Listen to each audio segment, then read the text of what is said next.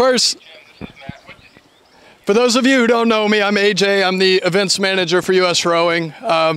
Want to thank you all for coming out.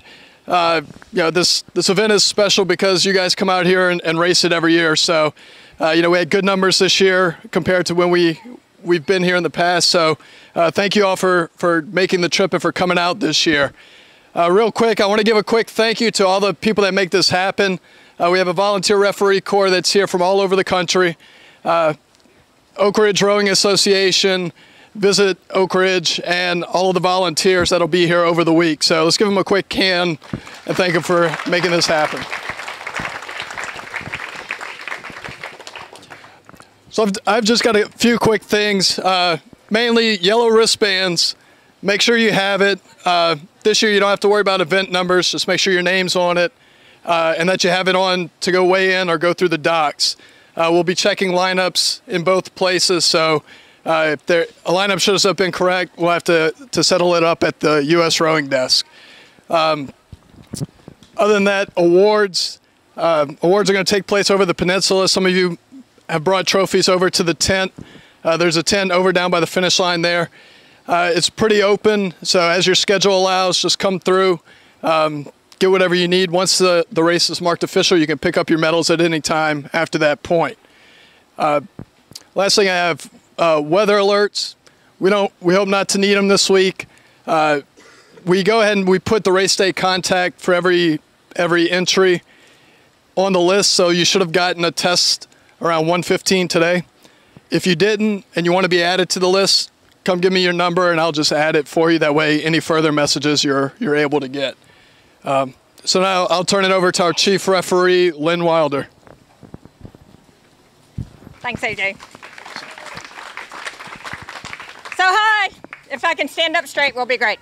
I'm Lynn Wilder. I am the chief referee. We have 32 referees from all over the country here. My deputy is Jess McLear. I have one person who will be at control all the time. So all of you who know all the tricks to the trade about how to sneak in an extra race, not going to work this time. Same guy's there, so when you say, oh, they let me do it yesterday, he's there. So, and that's Letcher. I don't know where he is, but he's around somewhere. And then I have all the rest of the referee corps, if you'd raise your hand, everybody who's here. So they will be spending, thank you, they'll be spending a lot of time out in the sun, so don't give them heat stroke. I do want to go over a few things. As you know, we are here for your safety and fairness, and I know everybody always says, well, everybody does that. Well, maybe we're a little more focused on safety and fairness than you are because you're racing and working hard and all that kind of stuff.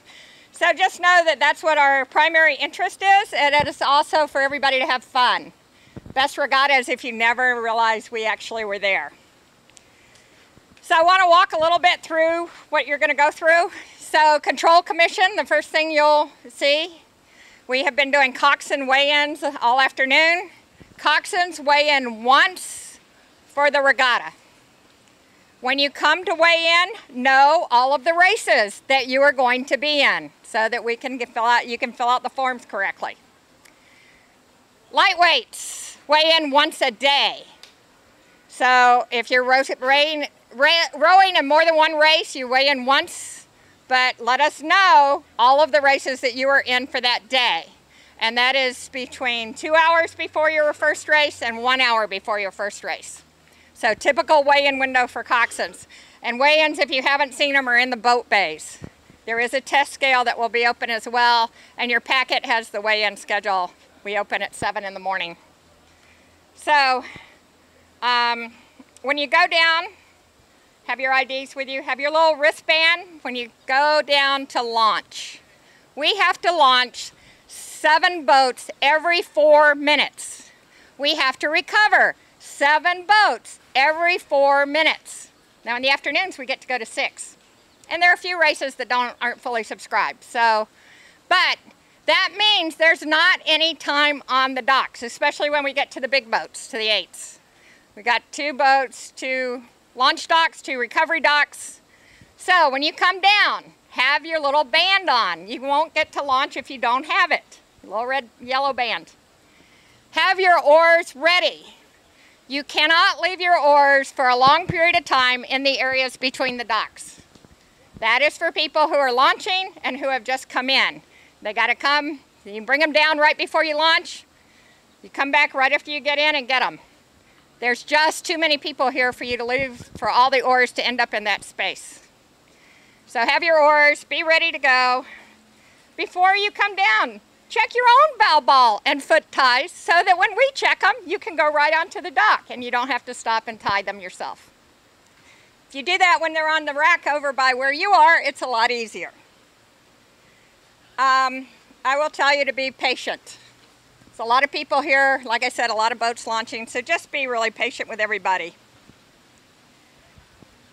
So one of the things we have noticed is if your thing is you get in your boat and you kick off from the, from the dock and launch that way, don't do that here. It pushes the dock to the other side, and the people on the other side will be unhappy.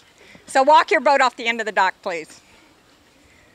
All right, that was Jess's thing. So, I think, and remember this is a national championship, and we do require that you wear uniform attire when you're racing. Obviously when you launch, if you have a long sleeve on, but your unis need to match. If you are in a composite boat, they do not need to match, but if you are in a club boat or a boat where you're entered as one team only, that stuff has to match. So once you get out on the course, I'm going to have Jess point, so she's my Vanna. So you're going to launch from the two furthest docks away from here and go out on the far side of the buoy line. You're going to go straight across to the far side of the course. They call that the county side. I call it the non-road side, but the far side of the course, and you're going to go up outside the buoy line. All the way up beyond the start. You can go all the way up to the railroad bridge. You can go beyond the railroad bridge. You make a circle, counterclockwise circle. There are a couple of buoys out there. There should be now. I don't think there are 4, but there should be 2 out there. You can circle as many times as you want and come back. We're not going to tell you what time it is. You have your race time. You have to figure out what your practice schedule is. What I will tell you is once you come back by the restaurant and enter into your lanes, you should probably think about doing that about 15 minutes before your race. So we're using the alphanumeric system for bow numbers. Find the people in your alpha race, those are the people you're going to race against, and move up with them. We will be staging about 3 races in advance in the area, the 500 meters between the 2,000 meter start and the start that we're using. For those of you who haven't been out on the course, we're using the middle 1,000 meters of this course. So the start line is set up at 500 meters and the finish line is right out here at 1,500 meters. When you finish, so you're gonna, well, I should finish all this. You're gonna come up. There are independent fingers for each lane. We would prefer that as you come in and row between, so you're gonna be in your lane, you're gonna row between the fingers and get locked on in your lane. It would be better if you could use the side, go to the road side or the city side of your lane to get locked on and then move back over a little bit. Obviously the people who have the start tower in their lane, you get to work around that and talk to the people in the lanes next to you because you will have to move into somebody's lane to move back over to get around the start tower. Start tower is about 40 meters before the start line. So you're going to start. I'm not going through all the rules or how we start. We'll use a fully poled start if we can. If we can't, we'll go to a quick start, but you will be told that. You're going to race down the course. The finish is on the peninsula, so it's before you get back to the embayment. For those of you who've been here before, I know they've used every different permutation of this course. We're using those. You will finish. You will row, and you will not, there's a series of bigger yellow buoys. You cannot row down to the full finish. You need to turn and come into the embayment. If you need to warm down, you need to find an erg. So you cannot row down there because what we're trying to do is keep you from crossing the people who are going out to the start. So you got to come back in. Two things, well, one thing I'll ask you is on the way out, don't sit on the finish line. On the way back, you should be through the finish line, so it won't be a problem. But sometimes the camera picks up that boat that's sitting over there and you get a time, even though you're going in the wrong direction. So just make sure you don't do that. What else have I got, Jess? Please go all the way around the buoys. Yeah. Yeah, go all the way around the buoys when you come in to these first two docks that are closest to us. There is a pin tighter point down below our start, the master's start, between the master's start and the traditional start. Just be careful. It's plenty wide. I know some people have said, oh, it's really narrow. Compared to the rest of the warm-up area, it is narrow. But it's like 20 meters wide, so you guys should be able to get by it without a lot of trouble. I know several people have told us and noticed some things on the course, some big logs. They are clearing that. They will continue to clear that. We have asked TVA to not release water. It's the TVA. They have said, yeah, we might not do that, but they might. So we do have a team that'll be out in the morning and then most of the day tomorrow keeping the course clear. If you see something, feel free to tell us and we'll get them out there. What else was there? Go through the rest of this. Watch out for start, sink boats, yep, up. Oh yeah, if you have a problem in your race and you don't think something was fair, you must object on the water. Hold your hand up. If the referee's following you, don't stop or don't see you because they're rushing to get back, because on 4-minute centers we got to get boats back pretty quick. There is a marshal that will be out there on the water. You can also object to them. It's better if you get the referee's attention, but if you don't panic. They'll take care of that. Jess, what did I leave out? Coxswains, be ready to show your weight. Yeah, be ready to show your weight, and it will be the course marshal at the finish that will be looking for your weight, not the referees following. AJ? All right, questions? Is there a provision for hot seating? No, there is no hot seating. What's the question? Is there a provision for hot seating? No. You come in, pick it up, come back over, put it back down. I just can't have people crossing there are just too many boats to have crossing. Yes? Just to clarify, you mentioned IDs and then you mentioned bracelets. Do we each photo ID? No, just bracelets, just bracelets. A second question is, do you have EMTs on site that we should be aware of should there be an issue? Okay, so the first question was, I said IDs and then I said wristbands. We're just looking for the wristbands.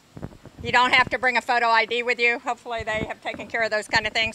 If there's a question, somebody questions something, then we may, but you don't have to bring it down when you launch. The second question was, where are the EMTs? So, the EMTs and the ambulance will be at what they call the ramp over here, which is at about 600 meters, 700 meters into the race. There will also be some stationed at Control Commission just beyond the launch docks, and there will be a nurse and if you need a Band-Aid or things like that here, right in the corner right here. So 3 locations, 2 of them are EMT certified, 1 of them more non-emergency, more first aid stuff. Yes, ma'am. Okay, you said that we need to know the number of our races. Which number do we use? The original event number or the new numbers that appeared on the heat sheet? The original heat. The original numbers. So the question was, you need to know the number of your race, and now there's 2 sets of them. We want to know the original ones. The event number. Yes. The suggested launch time for your race, I'm going to leave that up to you. I would say 45 minutes if it was me, but up to you. Pick one. I have no idea. I mean, so like I row, and I'm a 65-year-old master's woman. I probably don't row as fast as you. And I probably need more warm-up. The time is, as it should be on your watches, your clocks, what are those things? Phones, 5:45. So 2 crews that are sharing equipment that have tight races, tight time-wise, can they turn right at the starting blocks and turn in? Rather than go After the starting line. And then that's with, as long as referees are watching you and you're not cutting anybody off. So the question was, can you, if you have a really tight race, do you have to go all the way to the, well, it's only 500 meters. But anyway, do you have to go down to the traditional start and come in? That is the preferred thing to do. But you may cut in, you cannot cut in front of the start line. You have to go beyond the start platform and come in from the back. Under no circumstances can you come in from the front. Yes? So there is a chance for weather, I think tomorrow and Friday. If that's the case, we have to compress the schedule. What we have a plan for races at MTs and finals? It's in the packet. So I understand it's in the packet. AJ is the expert on the compressed schedule. Okay. Yeah, I mean, it depends on what happens and how long it takes, but Yeah. the steps are outlined at the back of the entry packet. So the question was, if we have to compress the schedule, how are we going to do that? And the answer is it's in the entry packet at the back that has the steps that we're going to take. This morning we had fog. We would not have been able to launch on time or start racing on time. We probably would have just delayed and just added an hour or two, whatever it was. Because we do have some time in the for the afternoon, but if it thunderstorms in the afternoon, that's a different situation. Will parent-child races be followed on uniform restriction? Are youth and masters at different uniforms? If you're the same club, yes. So technically, if you're in the same club, they should be the same. So parent-child, yes, your uniform should match. Put a shirt on over them. Yes?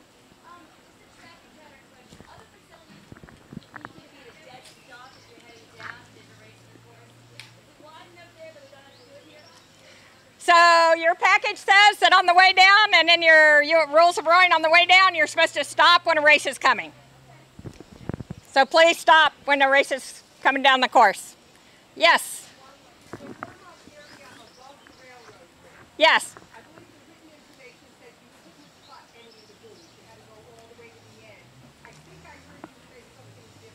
So what I said is they're not 4 buoys, they're only 2.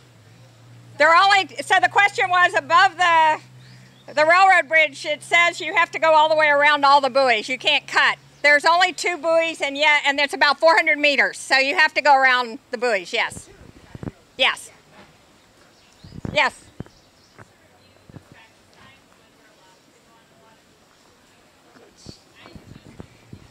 Yeah, the practice times are 30 minutes after the last race each day till 7:30, I think it is. I think that's right, 7:30. Yeah, so you have about an hour and a half roughly every day. So no practice before racing, no practice in lunchtime, only practice 30 minutes after the last race till 7:30.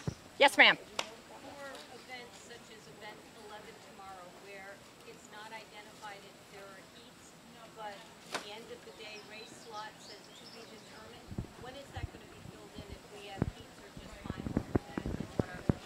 Yeah, so the heat sheets, we're working on them through registration today. So once the lineup deadline closes at 9, we'll make all of our final adjustments, and then I'll send an email out to let people know when it's finalized. So tonight you'll get an email to let you know that the heat sheets are finalized for the day. Do you have anything else, Lynn? No. Any other questions? All right, real quick, Sarah from USRowing has a few things to finish everything up. So hi everyone, I'm Sarah. I'm from USRowing Association. I'm the regatta director here. So we're super excited to have you. It's been 10 years since Masters Nationals has been here, so we're really happy to have you back.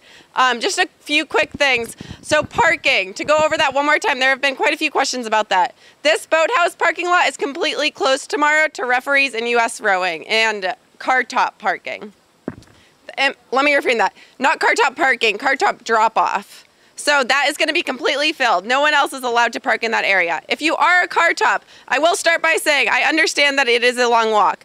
We have been waiting on trailers to fill in this area right now. So starting right now, this area from these orange porta potties, the very first set, to the first recovery dock, that on this side of the path, so on our side of the path right now, That is open to singles and doubles. So I will ask, if you are gonna put your shell there, please make it perpendicular to the path. Don't go parallel to it and take up more space than's needed. So you're welcome to do that right now and moving on.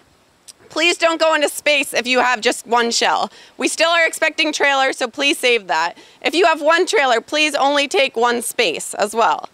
Parking for other cars along the road is free. I understand it's a little crazy. Melton Lake is free. Do not go into these little neighborhoods right across from the boathouse. They will ticket you, so you don't want that. However, we do have shuttle parking, and it's at Roane State Community College. There's an address in the information packet. It's just about 10 minutes down the road, if that, and a shuttle's gonna run every 15 minutes. So that shuttle, it's $8 for the shuttle, and they're gonna take you right to the front of the boathouse. So I'd strongly recommend that. That's from 7 a.m. to 7 p.m. If you're here before 7 a.m., I think there will be parking on the road, unless everyone will get up super early. Yes, $8 every day, but you can re-entry. What they're gonna do is you're gonna park there, they're gonna hand you a pass, keep hold of that pass, and you can show them and flag it down every time you go on it. Plus $10 for the park. No, just $8 for the parking. Yep, $8 is for the shuttle. When you get there, you're gonna see it. The parking area is pretty wide open. So you're gonna see a tent. You can take your pick in the parking area, go up to that tent, and that tent is where the bus is gonna be, and they'll pick up from there. It's per vehicle. Any other questions? All right, any other questions throughout the week? The USRowing table is right here in the breezeway. Come find us, ask, and we'll either tell you the answer or we'll find it out for you. That's all we got. Good luck, everybody.